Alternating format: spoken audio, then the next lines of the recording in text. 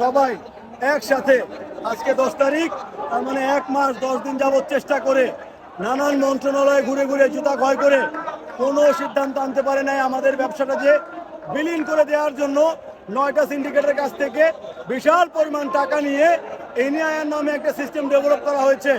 আজকে ছিল শেষ মিটিং। আমরা বারবার জানিয়েছিলাম আমরা কাফনের কাপড় পরে রাস্তায় নেমেছি। আজকে যদি আপনারা সঠিক সমাধান না দেন আমরা আর দ্বিতীয় কোনো অপশন দিব না। আমরা রাস্তায় মরবো, রাস্তায় বাঁচবো, যা করা যায় সেটা রাস্তায় হবে। আমাদের লাশের উপর দিয়ে পুলিশ চলে যাক, গাড়ি চলে যাক, গুলি চলে যাক, সমাধান না হওয়া পর্যন্ত রাস্তা ছাড়বো না। এখনো কোনো নিউজ তারা দেয় নাই। 3টা বাজে লোক গেছে, এখন 6:30 বাজে। এত লম্বা মিটিং এর প্রয়োজন নাই। আমরা 11 বার আগে মিটিং করছি, আজকে 12 বার।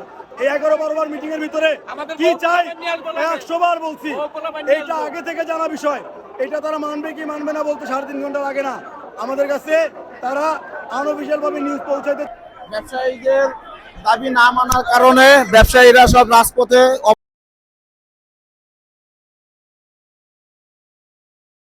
চায় যেন রাস্তা ছেড়ে দেয়। আমরা রাস্তা ছাড়বো না। এখানে 25 লক্ষ ব্যবসায়ী রিজিকের ব্যাপার। এই জন্য আমরা আজকে রাস্তায় নেমেছি। আমরা আজকে সব ধরনের আমাদের উপর যত অত্যাচার হোক আমরা যে বাড়ি ফিরে যাব না। আমাদের সঠিক সিদ্ধান্ত আসলে সেই নিয়োগ করে আমরা এসেছি। আমাদের অনেক ব্যবসায়ী কাফনের কাপড় নিয়ে আজকে কারণ বাজার মোড়ে এসেছে।